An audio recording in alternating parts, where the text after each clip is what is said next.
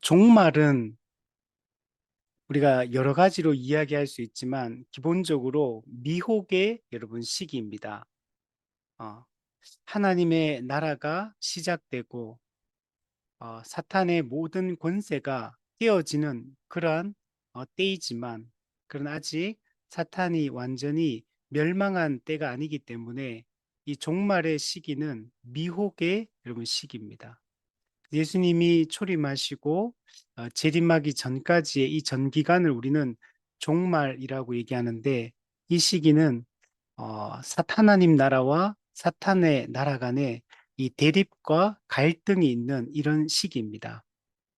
그래서 예수님께서도 말씀하시기를 너희가 사람의 미혹을 받지 않도록 주의하라 이렇게 말씀하고 있어요. 사탄은 광명한 천사와 같이 우리에게 접근해 오고 사탄의 일꾼들은 의의 일꾼처럼 가장해서 우리에게 접근해 오고 아주 매력적인 것으로 또 대다수의 사람들이 찬성하고 지지하고 따르는 그러한 것으로 우리에게 접근해 옵니다. 그래서 우리가 깨어있지 않으면 다수가 따르는 그 길이 올바른 것처럼 느껴지고 문제가 없는 것처럼 느껴지게 만듭니다. 근데 우리가 가만히 생각해 보면 세상은 타락한 세상이고 죄의 지배를 받고 사탄의 지배를 받고 있는 그런 세상이 거듭나지 않고 영적으로 깨어나지 않은 사람들이 사탄을 왕으로 모시고 살아가는 사람들, 타락한 본성 가운데 그들이 가진 이 자연 이성으로 살아가는 그 다수가 따르는 그 길이 진리의 길일 수가 없겠죠. 그래서 우리가 이런 미혹을 받지 않도록 우리가 조심을 해야 됩니다. 이 미혹은 헬라어로 플라나오라고 하는데 기만하다, 속이다, 길을 벗어나게 하다 이런 뜻입니다. 거짓된 가르침으로 길을 벗어나게 하는 것 이게 바로 여러분 미혹입니다. 철로역정에도 보면 세상 지혜자라는 사람이 있어요. 이 세상 지혜자는 세상 학문으로 이 사람의 지혜로 접근하기도 하고 교회 밖에서 그런 지혜로 접근하기도 하고 교회 안에서 복음을 왜곡해서 교회 안에 있지만 성경을 가지고 이야기하지만 비성경적인 이야기로 사람들을 미혹하고 길을 벗어나게 하는 자가 누구냐면 바로 이 세상 지혜자입니다. 우리가 이 세상 지혜자의 이런 미혹들을 우리가 주의할 필요가 있어요. 이 세상 지혜자는 신사의 모습으로 접근해 옵니다. 매우 매력적이에요. 그리고 모든 지혜를 가지고 있는 것처럼 보여요. 그런데 성경적이지 않은 이 비성경적인 가르침으로 사실은 사람들을 미혹하고 기만하고 있는 이 존재입니다. 우리가 마지막 때에 이런 세상 지혜자의 이 거짓된 이런 미혹들을 우리가 잘 분별하는 게 여러분 중요합니다. 그래서 우리가 이 올바른 신앙 고백, 참된 사도적 가르침에서 벗어나게 하는 이런 모든 미혹들을 우리가 경계하고 주의할 필요가 있습니다. 예수님께서 종말의 특징을 이야기할 때 그 중에 아주 중요하게 다뤘던 부분이 거짓 그리스도가 나타날 것이고 거짓 선지자들이 활동하게 될 것을 주의를 시켰습니다. 수많은 거짓 그리스도, 수많은 거짓 선지자들이 나타나서 이 사람들을 미혹하고 이 거짓으로 속이고 이렇게 할 거라는 거. 근데 우리는 이 악한 영의 이 미혹을 당하지 않도록 조심해야 되는데 그래서 우리에게 영분별의 은사를 갖는 게 매우 중요합니다. 우리는 성경의 가르침을 따라서 이것이 하나님께서 기뻐하는 것인지 사탄이 좋아하는 것인지, 악한 영이 미혹하는 것인지, 성령께서 인도하시는 것인지 잘 분별하는 게 중요합니다. 이 분별은 우리가 기도 많이 하면 분별할 수 있는 게 아니고, 이 올바른 교훈 안에 굳게 서 있을 때, 사도적 가르침으로 굳게 무장되어 있을 때 이것을 분별하고 걸러낼 수가 있게 됩니다. 저희 교회에서 우리 오후 GBS 시간에 지금 사도행전 말씀을 함께 나누고 있잖아요. 근데 우리가 이때 볼 때마다 말씀으로 권면하고 굳게 세우는 것들을 볼 수 있습니다. 바울의 사역의 특징이 가면 말씀을 가르치는 게 핵심이요. 복음을 선명하고 풍성하고 체계적으로 가르치고 그 말씀으로 무장시키고 또 재방문해서 더 깊이 있게 가르치고 더 굳건하게 세우고 이 말씀에 이 사도적 가르침에 굳게 붙들려 있을 것을 권면하고 또 그 말씀으로 모든 고난과 환난 가운데서도 잘 견디고 이겨낼 수 있도록 이 격려하고 이런 것들이 이 바울의 사역의 특징이며 모든 이 성경의 이 인물들의 특징입니다. 우리 사도행전에 보면 12사도가 있고 그리고 나머지 일반 성도들이 있었잖아요. 근데 나중에 보면 7집사를 세우게 됩니다. 근데 이 7집사가 핵심적인 주된 사역들은 이 구제 사역을 담당하는 거잖아요. 그런데 그 뒷부분에 보면 스데반 집사나 이 빌립 집사 이야기가 등장을 하는데 그들이 했던 일들이 사도들이 했던 일들과 크게 차이가 나지 않는 것들을 볼 수 있어요. 물론 그들은 이 말씀 사역이 주된 사역이 아닙니다. 구제 사역이 주된 사역이에요. 그러나 집사들도 말씀을 안 전하고 안 가르친 게 아니에요. 실제로 사마리아 복음이 성령이 임하고 권능을 받고 예루살렘과 온 유대와 사마리아와 땅끝까지 복음이 전파된다고 할 때 이 예루살렘과 온 유대를 거쳐 사마리아 교회가 세워지고 사마리아 선교가 일어나는 게 그럼 빌립 집사가 그 중심적인 역할을 하는 것들을 볼 수가 있습니다. 복음이 또한 예루살렘에서 온 유대로 이게 퍼져나가는 과정 속에서도 그 아주 중요하게 그 사도행전 7장에 보면 스데반의 설교가 등장하거든요. 아주 긴 스데반의 설교가 나와요. 그 설교 이후에 스데반은 돌에 맞아서 순교를 최초의 기독교 순교자 스데반의 순교 이야기가 등장합니다. 근데 예루살렘에서 온 유대로 복음이 전파되는 이 중요한 여정 속에서 12사도들이 있었잖아요. 물론 베드로도 그 중요하게 고넬료 사건이나 이런 중요한 사건마다 이 이름이 등장하지만 근데 이 스데반이 그들을 이 복음을 변명하고 복음을 변호하고 복음을 설명하고 이 복음을 이 변증하고 이렇게 하는 것들을 볼 수가 있거든요. 그래서 우리 모두가 이 말씀을 우리 바울 서신에 보면 성도 서로 간에 피차 권면하고 가르치며 네. 우리가 이게 주된 사역이 아니라고 해서 성도들이 이 말씀을 몰라도 되거나 또는 전하지 않거나 가르치지 않아도 된다는 얘기가 아니에요.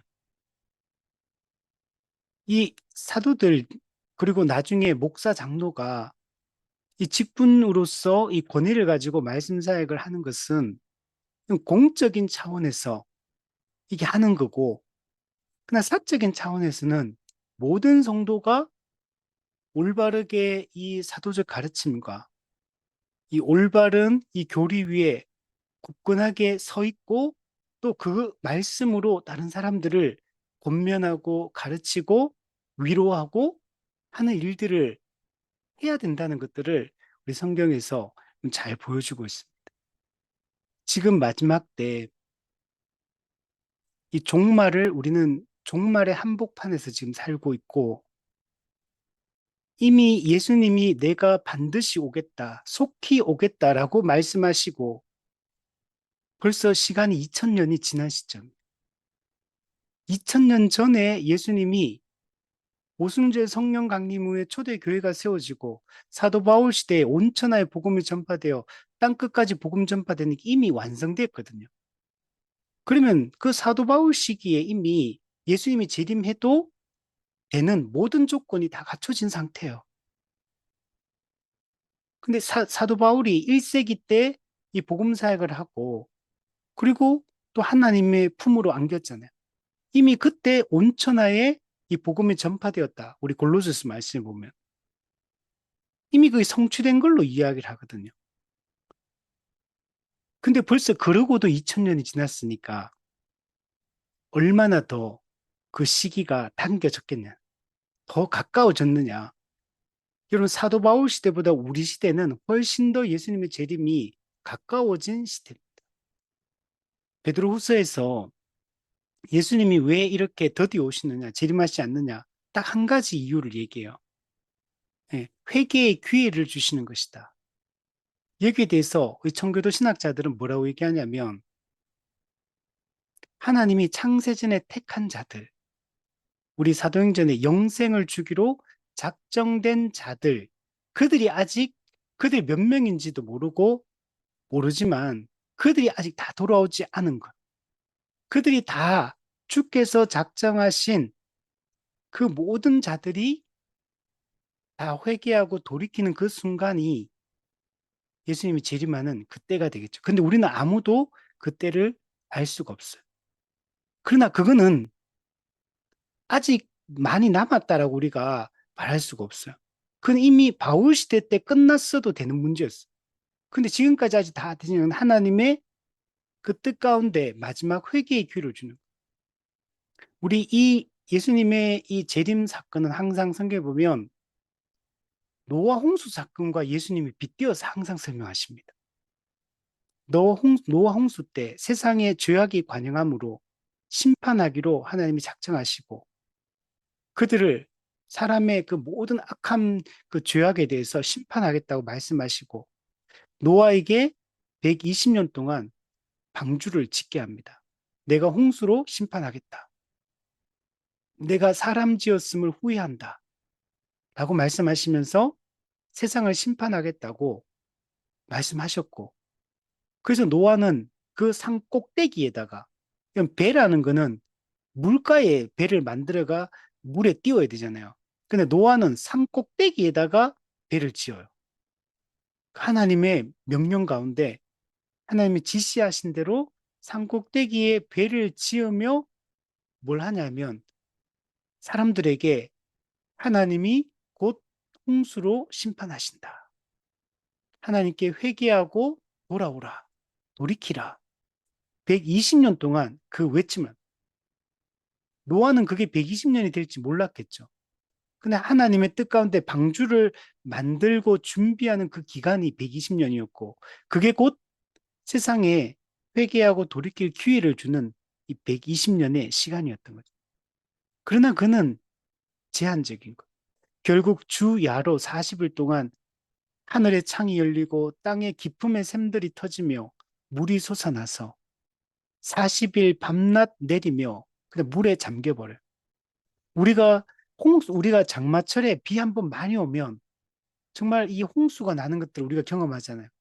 40일 밤낮 하늘의 창이 열리고 깊음의 샘들이 터지면 온 세상이 잠기는 것은 쉬운 거죠. 결국에는 홍수가 나서 다 멸하기까지 깨닫지 못하였더라. 그 사람들이 회개하고 돌이키잖아요. 예수님께서 마태복음 24장에서 인자의 임함도 이와 같으리라. 근데 이제는 예수님께서 홍수로 심판하지 않고 우리 베드로 후서에 보면 불로 심판하기 위하여 지금 세상이 간직되어 있다. 이렇게 말씀합니다. 이 때도 무한정 주어지는 때가 아니에요. 하나님은 회개의 기회를 주시고 기다리시지만 그때는 제한적이고 곧 하나님은 거기에 대해서 심판하신다는 것들을 우리가 잊지 마라. 소돔과 고모라에게도 거기도 하나님 회개의 기회를 주시고 했음에도 불구하고 결국에는 다 멸망당하고 유황과 불로 심판받아서 소돔과 고모라가 멸망하는 것을 우리가 볼 수가 있습니다. 그러므로 우리는 이 종말의 때가 미혹의 시기라는 것을 기억하고 우리는 지금 쉽게 여기에 대해서 감각을 잃어버리고 살기가 매우 쉬운 시기입니다.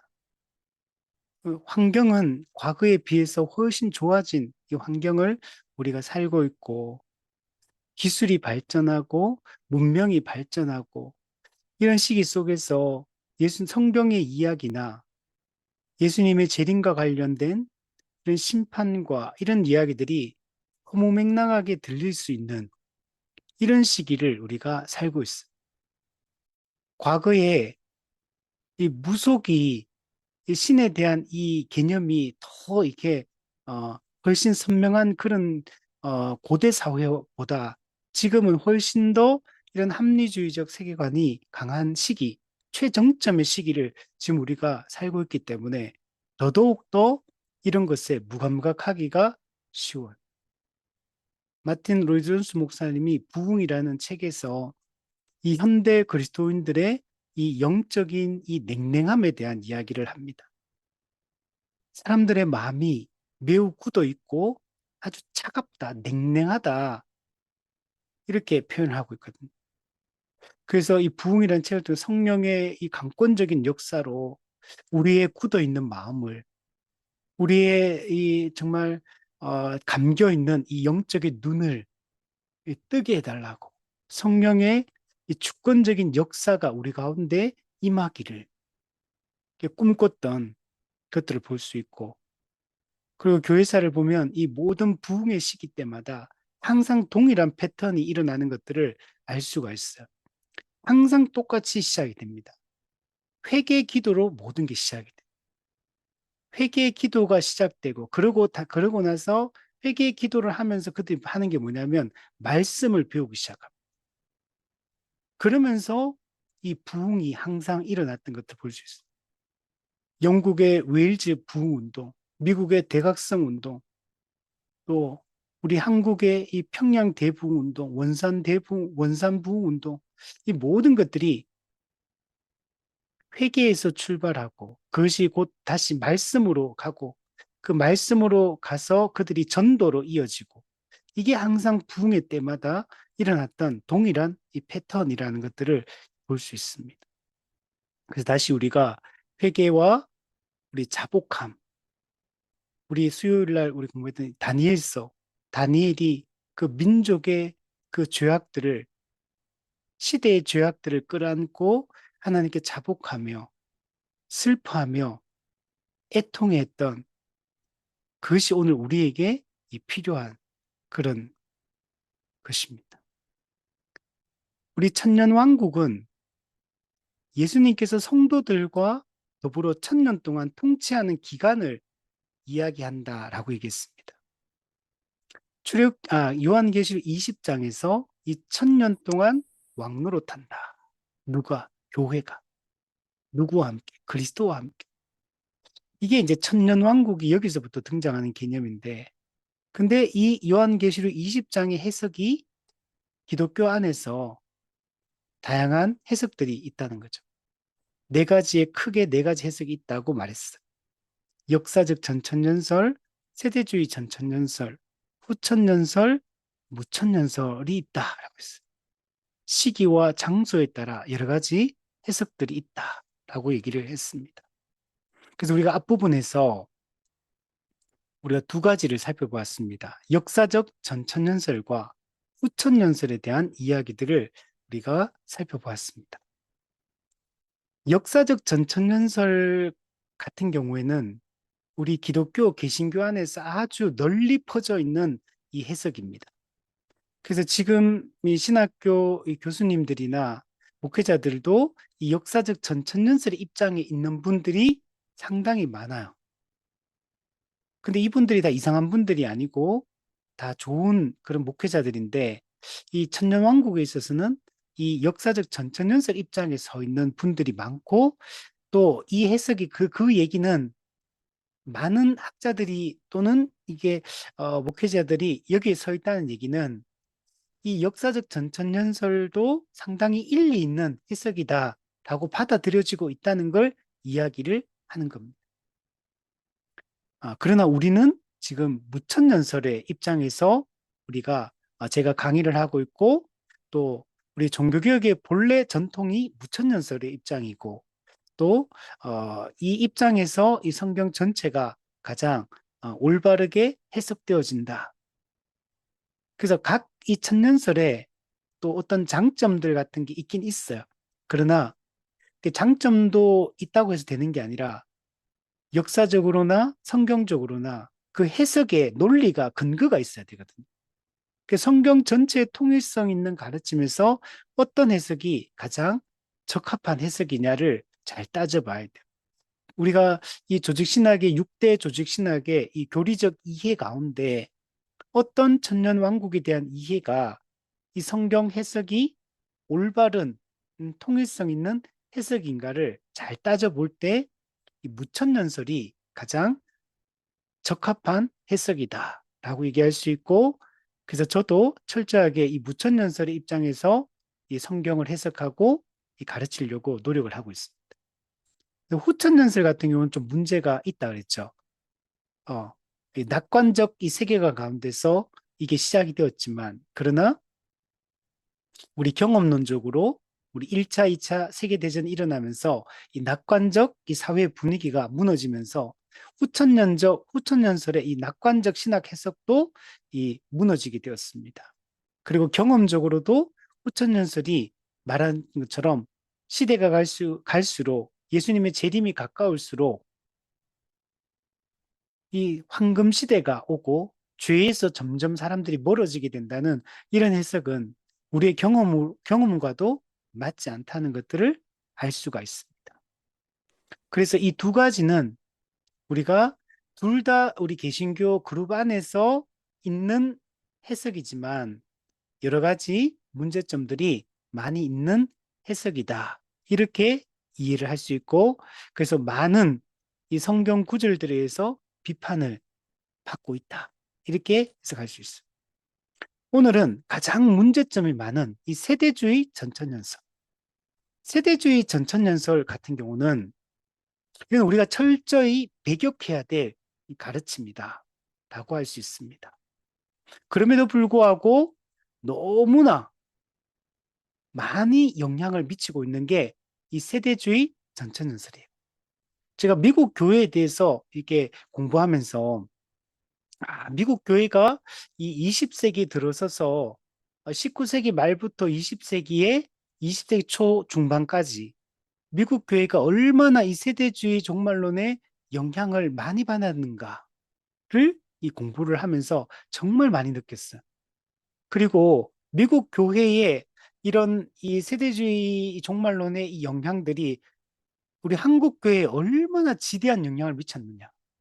제가 작년에 어떤 교회에 한국 장로교 특강을 이렇게 강의하러 갔었는데 그때 제가 이 강의를 하면서 한국 교회가 어떻게 이 복음이 들어와서 세워지게 되었는가를 이야기를 하는 과정 속에서 미국 교회와 연결점을 이야기하지 않을 수가 없어요.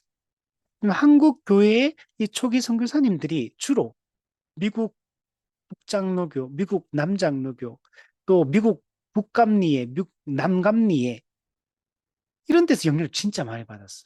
호주 장로교, 캐나다 장로교, 그리고 또 이렇게 침례교 이런 데도 영향을 받았지만 다양한 교파의 영향을 받았지만 주로 미국 장로교, 미국 감리교 영향이 상당히 우리나라를 많이 받았고 근데 이 당시에 이 우리나라에 들어왔던 이 그 당시에 중국, 일본 먼저 들어갔고 그다음에 이제 한국으로 들어왔는데 이들이 당시 미국에서 1차, 2차 대각성 운동을 거치고 나서 그리고 그 이후에 이런 다양한 이 운동들이 일어나게 되는데 자유주의 신학의 영향도 받고 근본주의 운동이 그 또 맞서 싸우고 하는 과정 속에 이 세대주의자들도 근본주의와 힘을 합치면서 이 자유주의라는 거대한 적과 싸우기 위해서 얼마나 그들이 이게 강하게 일어났는가를 볼 수 있고 그래서 그 당시에 그 학생 자원자 운동 이런 걸 통해 가지고 선교사들이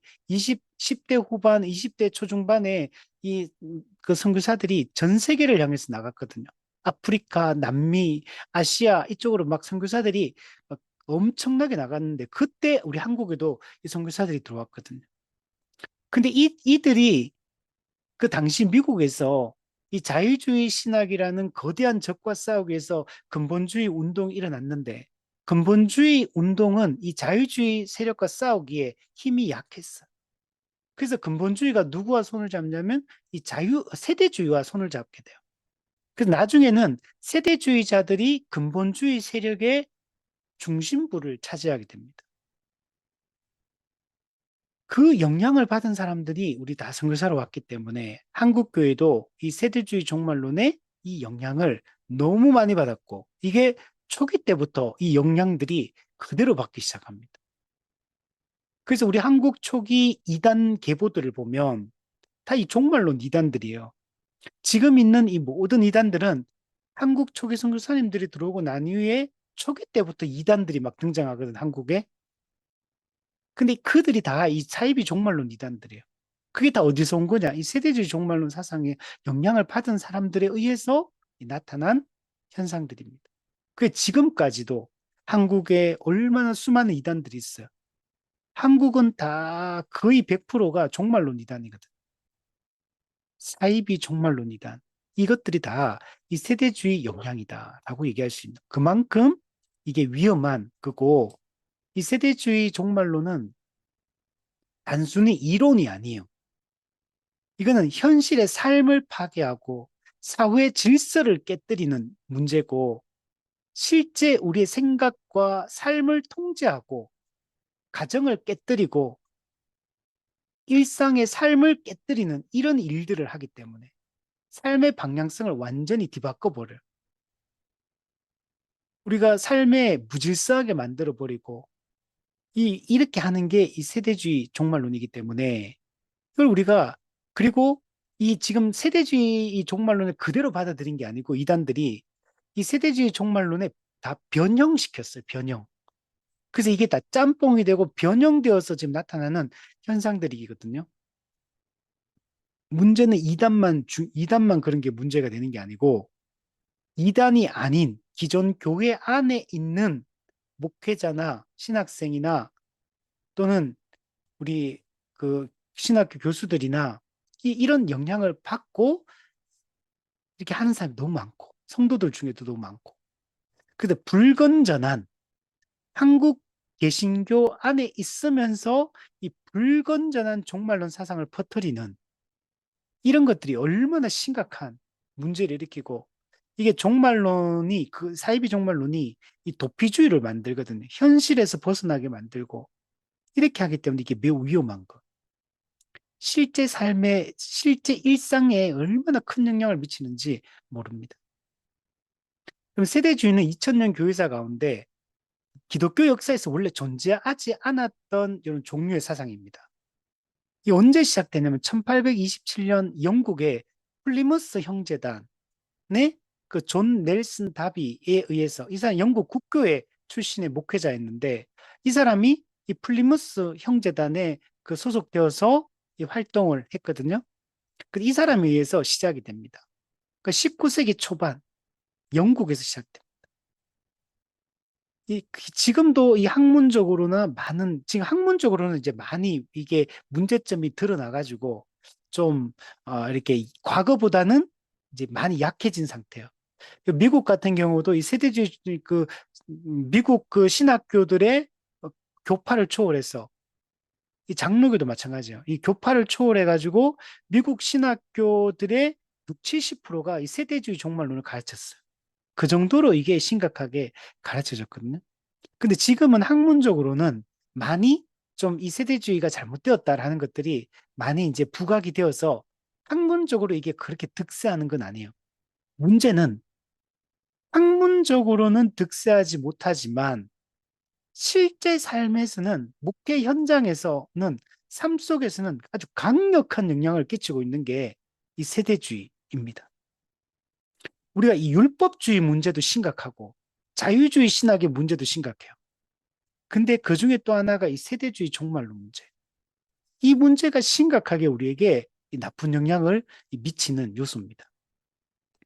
그럼 플리머스 형제단 같은 경우는 이 19세기 초에 영국과 아일랜드에서 시작이 되는데 성직자와 과거에는 성직자 평신도 구분이 되게 강했잖아요.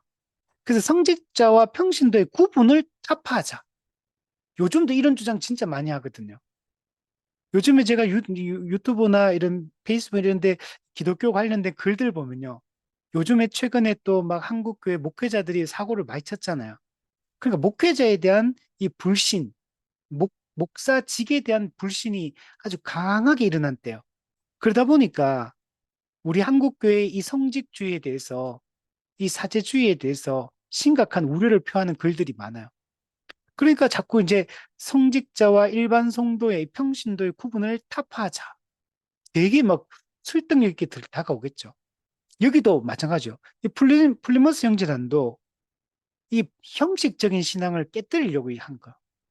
그리고 성경의 권위를 강조하고 성령의 인도하심 아래서 하나된 형제됨을 우리 회복하자.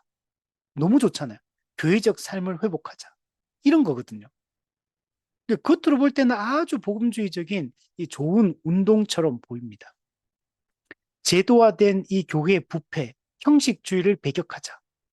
그러면서 매주 성찬식을 거행하면서 이 성찬을 중심으로 아주 단순하고 경건한 신앙 공동체를 형성해서 하나됨을 누리고 형제됨을 누리는 이런 교회를 세워가자. 이렇게 시작된 거예요. 근데 플리머스 형제단의 이 시작을 보면 너무 좋은 방향성처럼 보여요. 근데 문제점이 있어요. 지나친 분리주의. 그래서 폐쇄적이고 끊임없이 분열합니다. 정죄하고 나와 다른 걸 받아들이지 못하고 그리고 특히 이 세대주의 이 해석의 이 극단적인 해석, 구약과 신약을 단절시키고 이스라엘과 교회를 분리시키고 이 종말론적 도피주의, 사회적 책임을 다 경시하고 또 직분을 부정해 버리니까 직분이 부재하니까 질서가 모든 게 혼란해지고 우리가 이 플리먼 형 시작은 너무 좋아요. 근데 여러분 이거는 교회사를 공부해 보면 역사 속에서 이런 걸 꿈꿨던 사람 진짜 많아요. 보면은 다 이해가 돼. 그 시대적 그 형식주의, 이 제도권 교회의 문제점 이런 걸 보면서 이걸 개혁해야 된다. 이러면서 순수한 신앙 공동체, 살아있는 공동체, 하나된 한 몸으로 살아가는 서로를 존중하고 서로를 형제로 대하는 이런 사랑의 공동체 이런 거 만들자는 거예요. 너무 좋죠. 내용 보면 너무 좋아요. 근데 이걸 이렇게 했던 사람들이 다 나중에 다 무너집니다. 이렇게 처음에는 이렇게 시작하지만 이 모든 게 나중에 가보면 다 이게 부작용이 나타나요. 왜 그러냐? 그러면 그들이 초기에 이렇게 주장했던 자체가 잘못된 거냐? 잘못된 게 아니에요. 이 내용은 맞는 말인데, 근데 이미와 아직 사이에 있는 이 세대의 또 특징도 이해되고, 성경에서 보여주고 있는 여러 가지 직분이든 은사든 이 모든 교제든 또 조직체적 특성이든 유기체적 특성이든 이런 모든 것에 대한 올바른 이해를 가지고 올바른 접근을 해야 돼요. 어떤 부작용 때문에 여러분 그죠 그죠 어, 뭐 파리가 무섭다고 된장을 담글 수 없다 뭐 이런 거 있잖아요. 그럴 수 없다는 거. 그래서 이런 것들이 잘못되기 때문에 이런 문제가 발생했고, 이런 배경 속에서 여러분, 이 세대주의, 이 종말론 사상도 이 등장을 하게 된 겁니다. 그래서 여러분, 우리는 좋은 교회를 꿈꿉니다. 이 좋은 교회가 어느 하나가 된다고 좋은 교회가 되는 것이 아닙니다. 여러분, 우리가 우리 성경적 교훈에서 공부했던 것처럼 성경에서 보여주고 있는 이 모든 측면이 균형 있게 이해가 되어야 되고 그 모든 것들을 균형 있게 접근해서 그것을 시행하지 않으면 우리가 꿈꾸는 이런 성경적 교훈이 이루어질 수가 없어요. 그냥 매우, 물론 그게 교회가 아니라는 말이 아니라 매우 불완전하고 어, 매우 이게 건강하지 못한 매우 한쪽에 어떤 한 부분에서는 잘하지만 다른 부분에서는 다 무너져 있는 거기서는 여러분 우리가 성경에서 이야기하는 자유와 하나됨, 한몸됨을 제대로 누릴 수는 없어요. 그래서 우리가 이 모든 것들이 바르게 되는 것들이 중요하고 그래야지만 이런 초기 시작할 때는 좋은 마음으로 좋은 뜻으로 시작하지만 결국에는 다 부패하고 변질되고 부작용이 나타나고 그렇게 다 무너지게 되잖아요. 근데 참된 교회는 참된 바른 원리와 바른 그 가르침과 이 모든 게 조화롭게 시작되는 이런 교회 이런 상황일 때는 교회가 시간이 지나도 이 건전하게 건강하게 교회가 세워지고 이 교회적 삶을 살아가는 것들을 보게 됩니다. 우리가 꿈꿔야 되는 것은 바로 이런 걸 꿈꿔야 되는 것. 어느 한 부분이 좋다고 그냥 만족하는 이런 게 아니라 근본적으로 우리가 바라보고 더 크고 넓고 길게 내다봐요. 우리가 정말 우리가 세워가야 될 교회가 어떤 교회고 우리가 어떤 신앙생활을 해야 되는가 멀리 내다보고 우리가 길게 보고 우리가 우리 교회만 또 된다고 되는 게 아니에요. 전체 이 패러다임을 바꾸고 큰 틀에 여러분 근본적인 이 변화들이 일어날 수 있도록. 근데 그것은 오늘 우리 교회부터 시작하는 거예요. 오늘 우리 교회를 성경적 교회로 세우는 일에 여러분 힘써야 되는 것입니다. 여러분, 오늘날 이 세대주의 종말론은 이 모든 사이비 종말론의 배경이 되고 이 불건전한 이 모든 운동들, 이 사상들의 이 변형, 이것이 바로 이 세대주의 종말론이다. 라는 것들을 이해를 해야 됩니다. 세대주의 전천년설의 이 대략적인 종말의 시간표를 간단하게 정리해 보면 머릿속에 그림을 한번 그려보세요. 우리 역사적 전천년설, 후천년설에 대한 얘기를 했어요.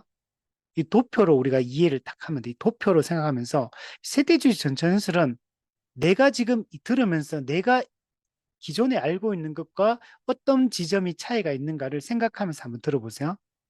자, 예수님의 십자가 사역이 이루어졌고 그리고 이제 교회 시대가 이렇게 쭉 갑니다.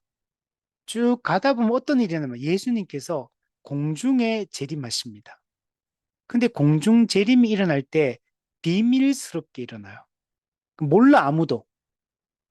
우리 이단들이 신천지 이러잖아요. 그 예수님이 재림했다 이러잖아. 영적으로 재림했다. 그래가 모른다. 그 영적으로 재림하신 예수님의 영과 이만희의 그 육체가 합쳐진 그래서 이만희가 재림 예수다 이렇게 얘기하는 거거든요. 그래서 육체 영생 이렇게 얘기하는 안 죽는다는 거죠. 이런 게 다 이제 비밀스럽게 그리스도께서 이미 영적으로 재림했다 이런 것처럼 지금 이 세대주의가 얘기하는 그거예요. 교회 시대가 쭉 가다가 어느 날 비밀스럽게 예수님이 공중에 재림합니다. 하늘에 그 지금 한 예수님이 계신 그 하늘에서 우리 이 땅 지상 위에 있는 이 공중으로 재림해요. 이 공중 몇 미터 높이인지는 몰라. 근데 공중으로 재림한대요. 공중에 재림하고 비밀스럽게 재림했잖아요. 그러니까 재림했는지 아닌지 아무도 몰라. 근데 어떤 특이한 현상이 하나 일어나는데 어디 뭐 휴거가 일어나 휴거. 공중으로 들림 받는 사람들이 있어. 갑자기 우리 근데 앞으로 그 나중에 유튜브 오늘 끝나고 나서 한번 보세요. 그 유튜브 들어가면 이 휴거 영화들 많으니까 차 타고 가다가 갑자기 운전수가 옷만 남겨놓고 쏙 사라져. 휴거 당한 거. 비행기 타고 가는데 갑자기 내 옆에 앉아있던 사람이 갑자기 옷만 남겨놓고 사람이 없어. 근데 사람들은 그게 무슨 말인, 그러면 이상한 일들이 막 일어났는데 그게 뭔지는 몰라. 그러니까 막 혼란스러워, 막 세상이 온통 혼란스러워지는 이런 게 된다는 거. 자, 그거 예수님은 공중 재림했고 비밀스럽게 땅에 있는 이방인 신자들, 그러니까 유대인 말고 이방인 믿는 참된 신자들은 하늘로 올라가서 공중에서 예수님을 만나게 된다. 그리고 7년 동안 혼인잔치가 벌어진다, 공중에서. 그리고 밑에는 그러면 누가 남냐면 모든 유대인들은 다 남아있고, 신자든 불신자든, 그리고 믿지 않는 이방인들, 이방인 불신자들은 땅에 다 남아가지고 7년 동안 환란을 겪게 된다. 이게 나중에 뭐 이런 일의 중에 마지막 한 일에 해당하는 거. 그래서 7년 동안 환란을 겪게 되고, 그리고 이때 유대인 중에서도 믿는 사람이 불신자였는데 원래는 믿는 사람도 생기고, 이방인 불신자들이 땅에 다 남아 있었는데 이들 중에도 믿는 사람이 또 생기고, 죽는 사람도 생기고 막 이런 일이 일어나요. 자, 어쨌든 이렇게 7년 대환란이 지나고 나면 공중에 재림했던 예수님이 지상으로 재림합니다. 그리고 이 땅에는 어떤 일이 냐면 아마겟돈 전쟁이 일어납니다. 근데 이 아마겟돈 전쟁에서 사탄이 패배합니다. 그 사탄이 결박당해요. 그리고 예수님께서는 재림하신 예수님은 양과 염소의 심판을 하십니다. 자, 이걸 하고 나면 이제 이 땅에 이제 누가 남냐면 믿는 유대인들, 믿는 이방인들만 남게 돼. 그리고 예수님과 함께. 그러면 천년 동안 이제 문자적 지상 천년 왕국이 이루어집니다. 그래서 이 땅에서 쭉 살아요. 근데 이 중에서 처음에는 다 믿었잖아요. 근데 좀 나중에 가면 애기들이 막 태어나는데 불신자들이 막 태어나. 그 나중에 또 최후 심판 때 또 심판받아요. 그래서 이제 천년이 딱 차게 되면 어떻게 되냐? 예수님이 이제 최후 심판을 하신다. 이때 최후 심판하기 전에 어떤 일이 있냐면 곡과 마곡의 전쟁이 또 일어난다. 그래서 사탄의 최후 전쟁, 마지막 전쟁을 하는데 이때 예수님께서 백보자 심판, 우리 요한계시록 19장에는 흰 보자 심판, 그래서 최후 심판이 이루어지고 새하늘과 새 땅이 이루어진다. 근데 이 새하늘과 새 땅은 이, 이 회복된, 이 갱신된 지구를 이야기하는 게 아니에요. 세대주의는 이곳이 아니에요. 그래서 세대주의는 새하늘과 새 땅에서의 삶을 어떤 물질적인 삶이라기보다는 어떤 영적으로 하나님을 예배하며 살아가는 게 새하늘과 새 땅에서의 삶이다. 이렇게 해석을 합니다. 자, 이게 기본적인 세대주의자의 모습이고, 그리고 세대주의는 천국과 하나님 나라도 또 구별합니다. 하나님 나라는 유대인들이 들어가서 누리는 걸 상징하고, 천국은 이방인 교회, 에클레시아, 이게 이방인들이거든요. 이방인들이 누리는 곳이 천국이다. 근데 그 두 개가 같은 곳인지 그는 명확하지 않지만 어쨌든 천국과 하나님 나라도 구별해요. 그리고 새하늘과 새 땅은 유대인 중심의 세상이고 유대인이 주류층을 형성하게 됩니다. 그러면 교회는 뭐 하냐? 유대인들을 새하늘과 새 땅에서 섬기는 게 교회의 역할이에요. 이렇게 이루어지는 이 세상이 새하늘과 새 땅이 만들어진다. 이게 기본적인 세대주의 전천연설. 이거는 고전적 세대주의자들이 주장하는 바.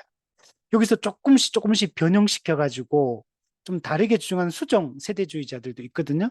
그러나 근본적으로는 세대주의 기본 틀과 그 내용들을 공유하고 있다는 걸 알 수가 있습니다. 자, 이걸 좀 더 세부적으로 한번 생각해 보면, 자, 우선 교회 시대가 이렇게 쭉 가다가 예수님의 공중 재림이 있다. 자, 비밀스럽게 공중에 재림한다. 이때 교회는 휴거한다. 우리 데살로니가전서 4장 17절. 구름 속으로 끌어올려. 타번역 보면 끌어올려져. 이렇게 해요. 여기서 끌어올려져. 끌려 올라가.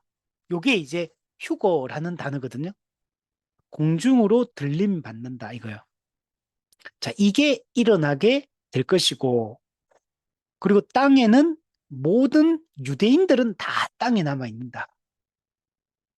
이방인 참된 신자들만 휴거당하고, 이방인 불신자들은 다 땅의 유대인들과 함께 남는다. 이렇게 좀 보는 겁니다. 여러분, 휴거의 대상은 신약 시대 때 이 죽은 신자들, 그리고 공중 재림 때 살아있는 참된 신자들. 이들은 신령한 몸으로 바로 변화가 되어서 이제 휴거돼서 올라간다. 요게 이제 휴거의 두 대상이다. 이렇게 이야기를 할 수 있습니다. 자, 그리고 그럼 하늘에 이제 올라가서 휴거당한 이방인 신자들은 공중에 재림하신 예수님과 함께 7년 동안 혼인잔치, 혼인잔치가 일어납니다. 그래서 천국의 그 공중에서는 잔치가 벌어지는 축제가 열리는 축제가.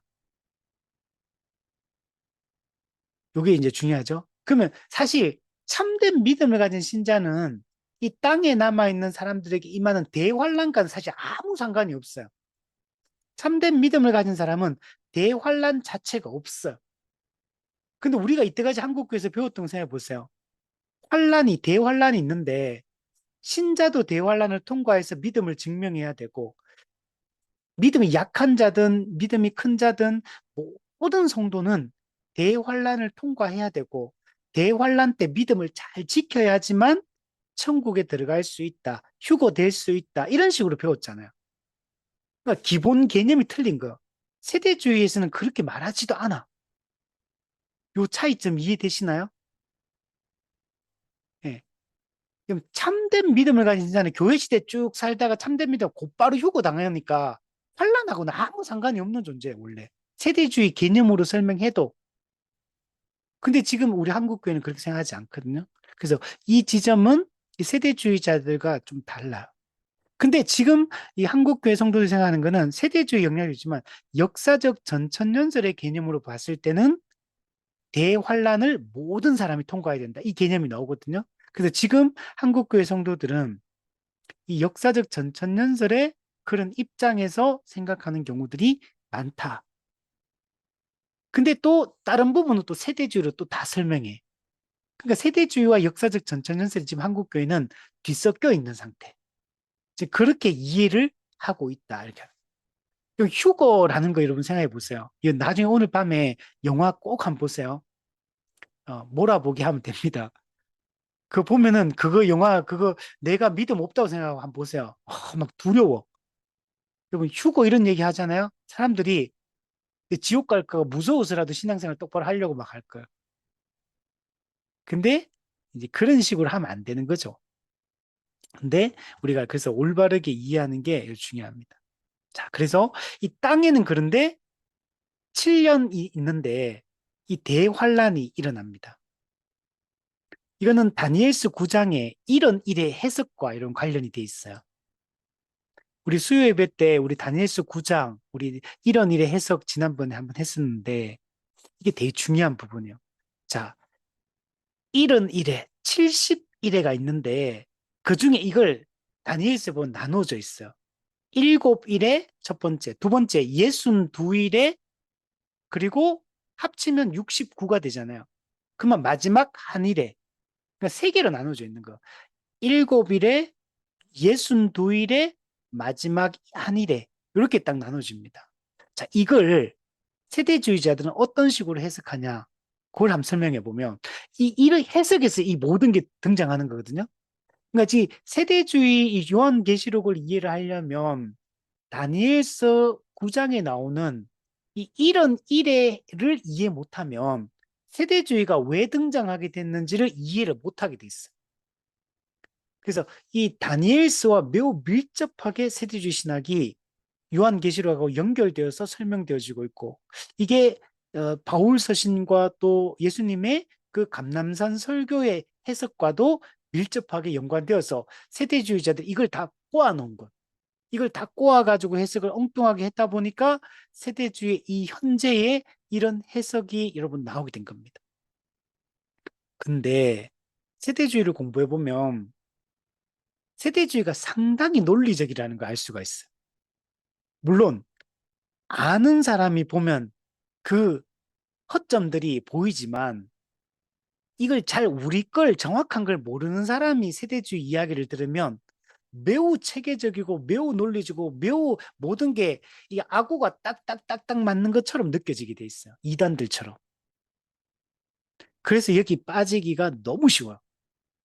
그리고 목회자들이 이 세대주의 종말론적 해석을, 그런 해석을 아무리 해도 성도들이 그게 세대주의인지 뭔지 뭐가 문제 있는지를 성도들이 분별을 거의 못합니다. 왜냐하면 올바른 해석이 뭔지를 모르기 때문에. 그리고 위조 지폐를 분별하려면 참된 지폐의 특징을 알고 있어야지만 위조 지폐의 그 잘못된 점을 이걸 밝혀낼 수 있거든요. 올바른 복음에 대한, 올바른 종말론에 대한 이해가 안 갖춰져 있으면 이런 세대주의적 해석, 이런 다른 해석들을 들었을 때 좀 거의 분별을 못 합니다. 성경 가지고 딱딱딱딱 얘기하면요. 그게 전혀 전혀 막 허무맹랑한 얘기처럼 안 들려요. 성경 본문 들어가가지고 이건 이런 의미입니다. 이건 이렇게 딱딱 나가잖아요. 짚어가면서 하면 성경 보면 매우 그렇게 보입니다. 그래서 이걸 분별을 못하게 돼 있어요. 대부분 다.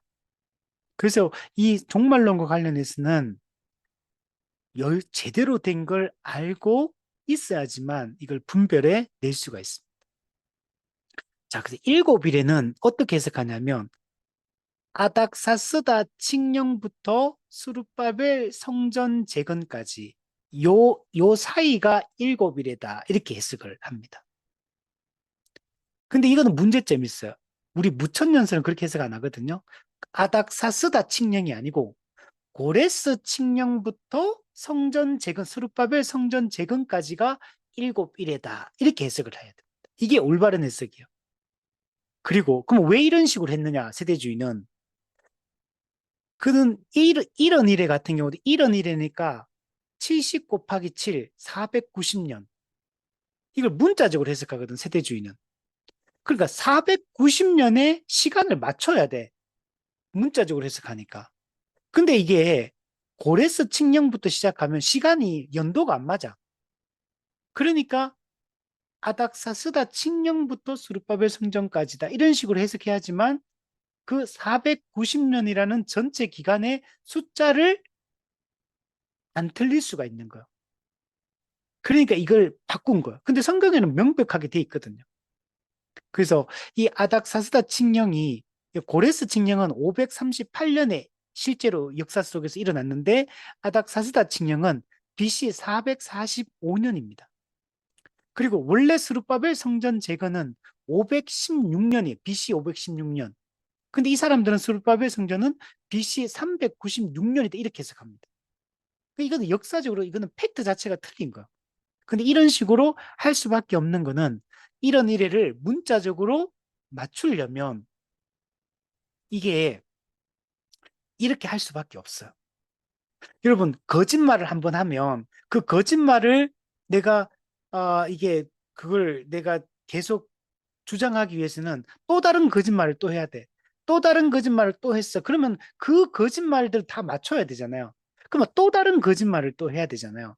마찬가지로 세대주의는 어느 하나의 해석을 이런 식으로 딱 하니까 그 다음에 이 아구가 맞으려면 다른 걸 수정할 수밖에 없는 거. 그럼 왜 이렇게 하느냐? 이게 신약의 이 성경 해석과 관련돼 있어요. 마지막 하늘에 대한 성경 해석과 관련돼 있어. 이런 것들을 다 끼워 맞추려고 하니까 이 모든 게 이런 식으로 변형이 안 되고는 안 되는 거예요. 그래서 해석을 이렇게 딱 해. 근데 이들의 이 주장만 보면 매우 논리적입니다. 그냥 허무맹랑한 얘기가 아니에요. 이 딱딱 아구를 딱딱 맞춰놨어. 근데 사실은 이 팩트를 변형시켜가지고 이 아구를 맞춰놓은 이런 겁니다. 자, 두 번째. 62일에 스룹바벨 성전 재건이부터 시작해서 예수님의 십자가 죽음과 부활까지. 스룹바벨 성전 재건, 예수님의 십자가 죽음과 부활. 이까지의 전체 기간이 62일에, 62일에다. 이렇게 얘기합니다. 이것도 잘못된 거. 우리 무천년설은 스룹바벨 성전 재건부터 예수님의 성육신까지, 십자가 죽음이 아니고 성육신까지가 62일에다. 성경에 보면, 그 보면 기름 부음 받은 자에 대한 얘기를 하거든요. 그래서 이거는 성육신 때까지로 해석해야 된다. 그래서 이것도 해석의 차이점이 있습니다. 자, 그리고 예수님이 이제 십자가 죽으시고 부활하셨죠. 그리고 예수님이 재림할 때까지 요 기간이 교회 시대잖아요. 근데 세대주의는 이런 일회를 7일에 62일에 그리고 마지막 한 일에는 공중재림과 지상재림 요 사이 7년을 마지막 한 일이라고 서 요한 그 세대주의는 해석하거든요. 그러면 문제는 예수님의 죽음과 부활과 예수님의 공중재림까지 요 사이 요 교회 시대 요거는 그러면 숫자가 모자라 71회 중에 490년 중에 나머지를 계산을 그렇게 하다 보니까 요거는 뻥 비어버리는 거야. 빈 공간이 생긴 거야. 이 교회 시대가. 지금 우리가 살고 있는 이 이미와 아직, 이 초림, 요 시기가 빈 공간이 생겨버려서. 그래서 세대주의는 이걸 뭐라 그러냐면 이 교회 시대를 이 괄호 있잖아, 괄호. 대괄호의 시대다. 이렇게 해버려. 이거 말도 안 되는 거죠, 사실은. 말도 안 되는 건데 자기 논리를 하나를 이걸 주장을 하니까 이 주장을 맞추기 위해서 나머지를 수정할 수밖에 없고 수정하다 보니까 또 빵꾸가 났어. 그럼 이 빵꾸에 대한 설명도 해야 되거든. 그러니까 이 교회 시대는 대괄호의 시대다. 그리고 이 교회는 누굽니까? 이방인 신자들이 주축을 이루고 있거든. 그래서 이 이방인 신자로 구성된 이 교회는 삽입된 세대다. 네. 이거는 주인공이 아니고 유대인이라는 주인공이 있는데 그들을 섬기고 돕는 어떤 인세대, 삽입된 세대다. 대괄호 시대의 사람들이다. 그 약간 들러리처럼 이렇게 해석을 하고 있는 겁니다. 그러니까 이것도 문제가 있죠. 그런데 그들은 다 이렇게 또 설명합니다. 자, 그리고 나서 이제 교회 시대가 그래 대괄호 시대가 쭉 가다가 이제 예수님이 공중 재림을 하는 거 비밀스럽게 비밀리에 공중 재림을 하고 마지막 한일회가 시작됩니다. 예수님의 공중 재림 그리고 7년 대환란 그리고 예수님의 지상 재림 즉 세대주의는 재림이 두 번에 걸쳐 이루어지는 거예요. 이중 재림 우리 개혁주의에서 이중 예정 선택과 유기처럼 여기서 이중 재림 공중 재림 예수님의 지상 재림 이중 재림을 얘기해요. 근데 왜 그럼 이렇게 이것도 이렇게 얘기하느냐 자기들의 이 모든 주장들을 해보면 요한계시록 해석을 이렇게밖에 할 수 없어요.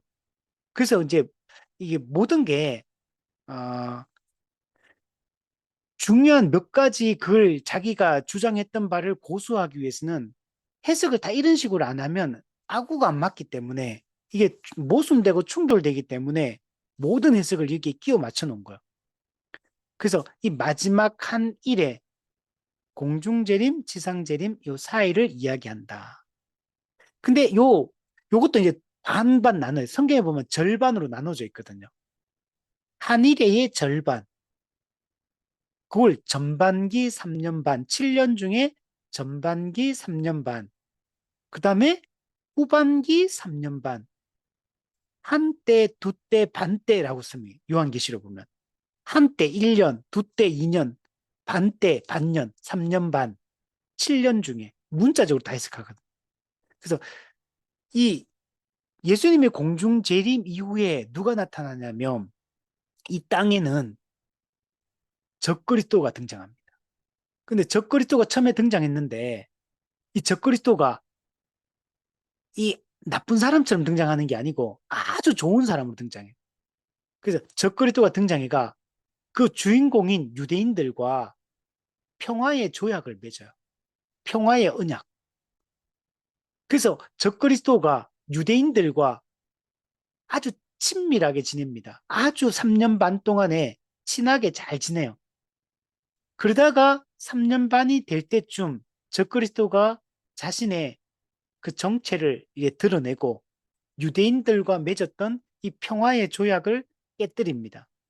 그 전반기 3년 반은 전 세계가 통일됩니다. 세계 정부가 만들어져요. 이스라엘 나라의 예루살렘이 세계 이 정부의 수도가 되고 그 유대인들이 온 세상의 이 지구촌의 일종의 가장 중심적인 세력이 되어서 유대인 중심의 세상 질서가 만들어지고 세계 정부에 이 적그리스도가 협력해서 3년 반 동안 지내다가 이게 성전 제사도 지내고 막 레위인도 세우고 막 다 회복이 돼요. 성전 제3성전도 건립되고 근데 3년 반이 지나면서 관계가 틀어지게 되고 적그리스도가 본색을 드러내서 그 세계 정부의 그 중심주 성전을 자기가 차지하게 됩니다. 멸망에 가증한 것이 그 거룩한 곳에 섰다. 예, 자기가 그 성전에 들어가서 자기가 왕이 되고 신이 되는 이런 일들을 자행을 하게 됩니다. 그리고 이제 유대인들과 예수님을 믿는 모든 이방인 신자들을 핍박하고 박해하기 시작. 이게 대환란이에요. 실제로는 우리 이름은 7년 대환란 그러지만 전반기 3년 반은 평화롭게 지내다가 후반기 3년 반 동안에 대대적인 대박해를 받게 됩니다. 대환란. 그래서 이때 모든 게 이제 막 초토화되죠. 그런데 놀라운 것은 이 후반기 3년 반 대환란을 겪는 이 시간 동안에 유대 민족의 국가적 회심이 일어난대요. 유대인들 중에서 수많은 사람들이 예수님을 믿기 시작한다. 국가적 대회심이 이때 일어난다. 그리고 3년 반이 딱 끝나면 이제 7년이 꽉 채워지잖아요. 그럼 7년이 딱 끝나면 공중에 있던 예수님이 땅으로 지상 재림, 이때는 공개적으로 왕으로 공개적으로 이 땅에 재림해가지고 사탄이 이 예수님과 이제 전쟁을 벌입니다. 예수님과 이게 아마겟돈 전쟁이에요. 이 전쟁을 벌이는데 예수님이 이 마귀를 결박시켜 이기고 패배하고 예수님이 승리하게 됩니다.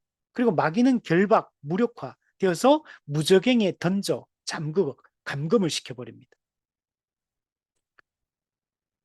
그리고 예수님이 이제 남아있는 이 땅에 그러면 이때 또 뭐냐면은 양과 염소의 심판이 일어나거든요. 그래서 이때 불신자들 이들이 다 유대인 중에 불신자도 있고 이방인 중에 불신자도 있고 이때 양과 염소 심판받아 이 사람 다 지옥 갑니다. 그러면 남아있는 사람 누가 남냐? 유대인 신자들, 이방인 신자들, 그 다음에 예수님만 땅에 남게 돼요. 여기서 이제 천년 왕국이 이루어지는 거. 근데 이 천년 왕국 어떤 왕국이냐?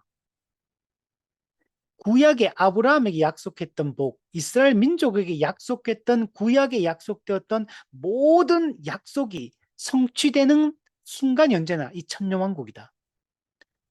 구약에 보면 땅을 차지하고 부강해지고 부유해지고 이스라엘 민족이 모든 민족의 중심이 되고 이렇게 되잖아요. 평화를 구가하고 번영하고 복받고 이런 거. 물질적으로 복받고 막 모든 게 잘 되고 이런 거.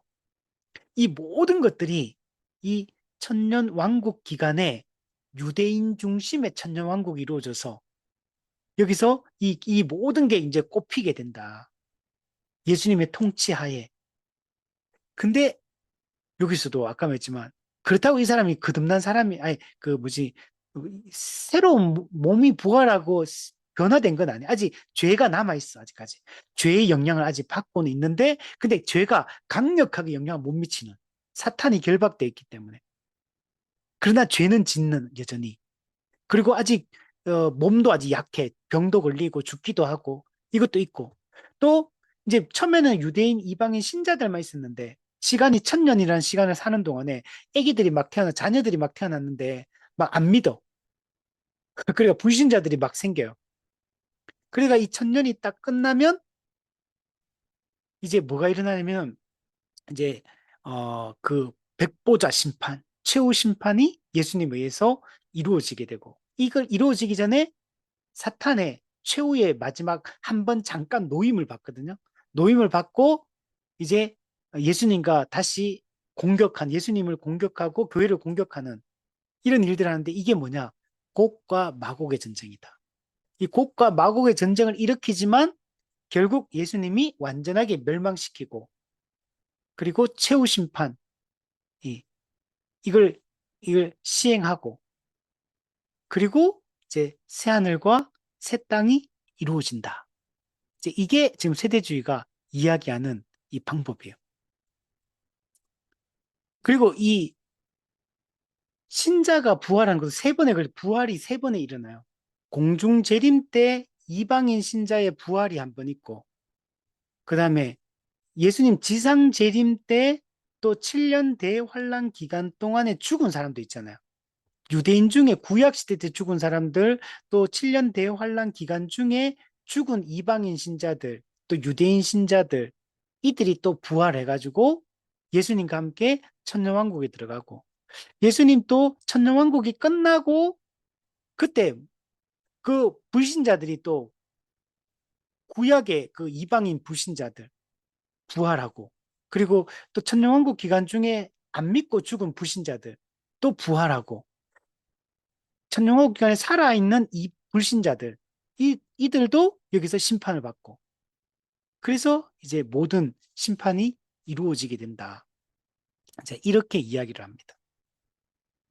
그리고 새하늘과 이제 새 땅이 여러분 이루어지게 되는데, 이 새하늘과 새 땅도 우리가 생각하는 새하늘과 새 땅하고는 조금 달라. 아까도 얘기했지만 하나님 나라, 유대인 중심의 하나님 나라와 교회 이방인 신자들이 들어가는 천국이 조금 다르게 설명해요. 교회와 하나님 나라를, 천국과 하나님 나라를 다르게 설명하고, 유대인들이 주인공이고 교회는 들러리로 유대인을 섬기며 영원히 살아간다. 그리고 처음 하늘과 처음 땅이 성경에 없어졌다 그러거든요. 처음 하늘과 처음 땅이 없어지고 새 하늘과 새 땅이 되었다 이렇게 말하기 때문에, 그래서 이걸 그대로 문자적으로 해석해서 처음 하늘과 처음 땅이 없어졌으니까 이 지구는 사라지는 거. 그럼 새 하늘과 새 땅이 어딘가에 만들어지는데, 이거는 회복된 이 지구는 아닌 거예요. 회복된 피조 세계는 아닌 거예요. 그래서 이 세대주의는 영으로 예배를 드린다. 근데 그 새 하늘 새 땅이 어딘지는 몰라요. 그다음 우리가 한국교회 성도들 그렇잖아요. 우리 이 회복된 갱신된 이 세상이라고 생각 안 하잖아요. 그게 다 이 세대주의 영향인 거예요. 불타 없어지고 세상은 처음 하나가 처음 다 불타 없어지고 새로운 어떤 세상, 새하늘 새 땅. 그런데 그거는 물질적 이런 세상이라기보다는 영으로 예배드리는 세상. 이게 만들어진다. 근데 그 중심은 누구냐? 주인공은 유대인이다. 천년왕국도 구약시대 때도 천년왕국도 또 완성된 하나님 나라도 전부 다 유대인 중심의 세상이에요. 근데 이 신약시대의 교회시대의 그 이방인 신자들, 아까도 말했지만 대과로의 시대. 이 모든 걸 끼워 맞추다 보니까 그냥 이 낀 세대가 하나가 등장하게 된 거예요. 이 교회라는 거는 원래 하나님의 계획 속에는 없던 존재예요. 교회라는 거는. 근데 이게 이 모든 이 과정 속에서 그냥 중간에 약간은 좀 계획의 실수 같은 거죠.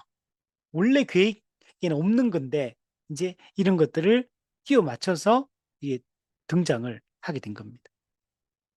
자, 그리고 마지막으로 우리 천년왕국설에서 계시록 19장과 21장 해석이 중요하다고 그랬잖아요. 세대주의는 이걸 다 문자적으로 해석하고 연대기로 시간 순서로 해석을 하거든요. 자, 그 핵심 내용만 한번 보면, 우리 성경을 한번 펴서 다시 한번 보면 계시록 19장 11절에서 21절, 백마탄자가 공의로 심판하는 내용이라고 했죠. 백마탄자, 예수님의 군대와 하늘 군대와 짐승의 군대가 전쟁을 벌일 거고, 그 백마탄 예수님이 두 짐승을, 적그리스도와 거짓을 잡아서 유황불 붙는 못에 던져 넣는 내용이라고 했죠. 이걸 세대주의자들은 언제 때로 이해하냐면, 예수님이 공중 재림하고 7년 대환란이 지나고 지상 재림했을 때, 아까 전에 그 아마겟돈 전쟁이 있고 양과 염소의 심판이 있다 그랬죠. 지상 재림했을 때 그때 일어나는 일이라고 보는 거예요. 이때 이 적그리스도와 거짓 선지자가 멸망한다. 이때 사탄이 결박당한다. 우리는 이걸 언제라, 이게 재림 때 예수님이 최종적으로 재림하셔서 최후 심판 시행하는 걸로 무천년설은 이해한다 했잖아요. 근데 요거는 아직까지 천년 왕국이 시작되는 그 시점, 7년 대환란이 끝나는 그 시점에 이루어지는 일이다. 이렇게 해석을 합니다. 자, 두 번째. 계시록 20장 1절부터 3절. 요거는 우리 무천년설은 이걸 그 예수님 초림 때 십자가 사건 때 일어났던 일이다. 이렇게 해석했잖아요. 요거는 근데 세대주의는 예수님의 지상 재림 때 사탄이 결박되어서 1000년 동안 무저갱에 감금되는 것으로 해석합니다. 그러니까 우리는 이중 재림 개념이 없잖아요. 근데 여기는 이중 재림 개념이 있기 때문에 공중 재림했을 때가 아니라 지상 재림했을 때 이 사탄의 결박과 무저갱에 던져 잠궈서 만국을 미혹하지 못하게 하는 이 일이 일어날 거다. 이 때를 뭐라고 하냐면 사탄의 멸망의 1단계라고 봐요. 사탄의 멸망의 1단계. 사탄의 멸망의 2단계는 언제냐? 천년 왕국이 끝나고 최후 심판할 때. 그때가 사탄의 완전한 멸망이 이루어지는 2단계다. 이런 식으로 해석을 하는 겁니다. 그러니까 이것도 그러니까 계시록 20장 1절 3절 완전 다르죠. 우리는 초림 때 일어나는 일이고 이때는 지상 재림 때 일어난다. 이런 식으로 얘기를 하는 거예요. 자, 세 번째. 4절부터 6절까지 내용은 이제 이것도 언제냐? 예수님이 지상 재림 이후에 그리스도가 1000년 동안 지상에서 왕노릇하는 기간, 즉 천년 왕국 때 일이다. 이렇게 해석합니다. 무천년설은 천년왕국을 초림과 재림 사이 이 전체 기간을 영적 천상 천년 왕국이라고 그랬잖아요. 근데 여기는 그게 아니라 지상 재림, 공중 재림, 7년 대환란, 지상 재림, 천년 왕국, 고 천년 왕국 기간. 요때 일어날 일을 해석하고 있다. 이런 식으로 해석을 하고 있습니다. 그리고 이때는 구약 이스라엘 민족에게 약속되었던 모든 것들이 구약 성경이 다 성취되어서 이 천년 왕국 기간에 모든 것들이 완벽하게 갖춰지게 될 거다. 번영하고 번성하고 강력해지고 세상의 중심이 되고 모두가 부러워하는 이런 유대 왕국을 하나님 나라와 물론 다르지만 대단한 그 다윗 시대, 그 다윗 왕국, 솔로몬 왕국 같은 그런 세상이 황금 시대가 펼쳐지게 될 거다. 이렇게 해석을 하는 겁니다. 이것도 해석이 차이가 있다라는 것들을 알 수가 있습니다. 자, 네 번째는 20장 7절부터 10절까지의 내용은 뭐냐면 우리는 무천년설은 예수님이 재림 때, 최후 심판 때 일어날 사탄의 반역과 사탄의 최후 멸망에 대한 얘기다. 이렇게 우리는 해석하는데 여기는 그게 아니라 천년 왕국의 끝에 일어날 사건이다. 우리는 교회 시대가 쭉 가다가 예수님 재림하면 모든 게 끝! 이렇게 되는데 이거는 그게 아니잖아요. 교회 시대 오다가 공중 재림하고 7년 대환란 있고 지상 재림하고 천년 왕국 있고 그리고 백보자 심판 있고 새하늘과 새 땅 이렇게 되잖아요. 그 천년 왕국이 끝날 때 사탄의 최후 반역 잠깐 풀려나서 최후 반역을 하고 거기에 대해서 백보자 심판을 통해 사탄의 완전한 멸망, 최후 멸망에 대한 얘기를 여기서 하고 있다. 이렇게 해석을 하고 있는 겁니다. 그러니까 이것도 차이점이 있죠. 그리고 요한계시록 21장 1절부터 4절 천년 왕국이 끝난 이후에 이제 새하늘과 새 땅이 도래하는 것을 의미한다. 이렇게 했잖아요. 근데 이것도 아까 우리 무천년설은 교회 시대가 쭉 가다가 예수님 재림하면 곧바로 새하늘과 새 땅. 그러니까 무천년설은 단순한 거야, 논리가. 가장 단순한 설명이 무천년설이에요. 근데 세대주의는 그게 아니라 공중재림, 7년 대환란, 지상재림, 천년왕국, 그리고 새하늘과 새 땅. 이렇게 된다. 그러니까 이것도 차이점이 있다. 자, 이런 얘기들이 이 얘기를 너무 반복적으로 많이 해서 좀 지루할 수도 있는데 근데 이게 되게 중요한 거예요, 이게 지금. 그러면 계속 이제 우리가 매주 이걸 반복해서 다른 천연설과 연관해서 지금 얘기를 하는데 이게, 아, 목사님, 저는 이런 데 관심 없어요. 이렇게 할 수도 있어요. 근데 이게 매우 중요한 거. 이걸 제대로 알고 제대로 알아야지 제대로 된 신앙생활, 제대로 된 교회를 좀 세울 수가 있습니다. 이게 죽고 사는 문제와 관련돼 있는 거, 영적으로. 그만큼 중요한 문제들이에요. 그래서 우리가 이 해석들을 바르게 하고, 근데 우리가 이 올바른 천년왕국 개념을 가지고 이런 부분들만, 요 부분만 이렇게 해석하는 게 아니고, 요거는 가장 중요한 본문들이기 때문에 몇 가지 이제 뽑아서 얘기하는 거고, 이 관점으로 성경 전체를 풀어낼 수 있어야 되는 거예요. 이 관점으로 다른 부분들을 해석할 때, 여러분, 종말론은 여기만 나오는 게 아니거든요. 성경 전체적으로 이 종말론 사상들이 정말 많은 부분에 등장합니다. 그래서 우리가 이런 올바른 관점으로 전체를 풀어내고 해석할 수 있는 것이 여러분 매우 중요합니다. 그래서 나중에 우리가 이제 요한계시록 성경연구 DBS를 나중에 또 같이 한번 해보면 정말 얼마나 내용이 좋은지 몰라요. 얼마나 은혜롭고 얼마나 위로가 되는 말씀들인지 몰라요. 근데 우리가 얻은 구원이 우리는 이걸 너무 이제 가볍게 생각을 하고 이렇게 할 때가 많잖아요. 예. 그냥 이런 거는 그냥 별 관심 없고 그냥 이 땅에서 어찌하든지 간에 안전하게 안정되게 사는 것에만 우리가 관심을 갖고 우리가 살 때가 많은데 그럼 우리의 삶은 그런 데 달려 있는 게 아니고 우리가 이런 올바른 이런 생각과 이 사상을 갖고 이게 있어야지만 세상을 읽어내는 눈, 현실을 읽어내는 눈이 올바를 수가 있고, 현상을 읽어내는 눈이 올바를 수가 있어요. 그러면 종말론, 이 세대주의 종말은 얼마나 무서운 거냐면, 이거는 모든 걸 역사 속에 일어난 사건들과 1대1로 대응시키는 방식이에요. 이게 위험한 거예요.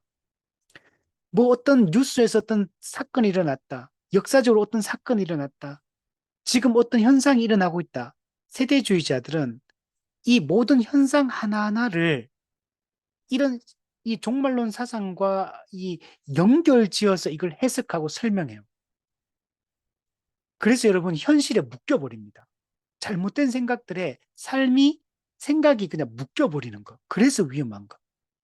여러분 지금 유튜브 들어가고 오늘 한번 나중에 검색해 보세요. 세대주의 종말론 입각해서 하는 이 종말론 이 사상들 정말 여러분 거대 기독교 유튜브들은 대부분 다 그런 사람들이거든요. 숫자 많이 모이는 이상한 이런 종말론 사상관 거의 대부분 그런 사람이라고 생각하시면 돼요. 들어가 보세요. 정치, 경제, 외교, 국제적 관계, 뭐 과학의 발전, 이 모든 것들을 이 종말과 연관지어서 해석을 하고 설명하고 이렇게 합니다. 매우 불건전하고 매우 어리석고 매우 잘못된 방식이에요. 하나님이 주신 이 것들을 올바르게 바라보지 못하게 만들어요. 현실을, 정치, 경제, 외교를 전혀 다른 눈으로 바라보게 만들어요. 그래서 이쪽으로 가게 되면 이런 사상을 하면 음모론과 연관이 되어지고 모든 것들을 1대1로 대응시키는 방식으로 이 해석을 하게 되고 그리고 이거는 이 정치 사상적으로도 어떤 사상들과 연관이 되어지고 이게 다 이런 쪽으로 이게 묶여버리게 돼요. 그래서 역사를 바라보는 관점들도 다 왜곡시켜버리고 그래서 이게 위험하다. 그래서 우리가 올바른 것들을 알고 바르게 이 현실을, 이 우리의 이 삶의 현장을 또는 나의 정황과 우리가 가는 길을 올바르게 바라보고 평가할 수 있는 이런 눈을 갖는 게 여러분 중요합니다. 그래서 앞으로 우리가 이 율법주의나 자유주의 신학이나 이 세대주의 신학이나 알미니안주의 사상이나 이런 것들은 우리가 앞으로 많이 이제 연구를 해야 되고 그러면서 우리가 올바른 이 성경적 가르침, 복음적 가르침들을 잘 세우기 위한 노력들을 우리 한 평생 해나가야 되고, 여기 입각해서 교회에서 교회를 세우고 신앙생활을 한다는 것이 어떻게 하는 것인지를 알고 확신하고 그걸 꿈꾸고 참 어렵겠지만 우리가 그것을 바라보고 나아가는 게 중요합니다. 그래서 우리가 이걸 아는 만큼 누리게 될 것이고 아는 만큼 더 바른 방향으로 가게 될 것입니다. 네. 지금 오늘은 이제 천년 왕국과 관련되어서 이제 세대주의의 이런 해석들을 중심으로 이야기를 했는데 나중에 실제로 세대주의에서 이야기하는 그런 사상들, 내용들로 구체적으로 들어갈 필요가 있어요. 그래서 그들이 주장하는 것들이 이런 중요한 포인트들이 많은데 이제 그런 구체적인 내용들도 우리가 바르게 이해할 필요가 있습니다.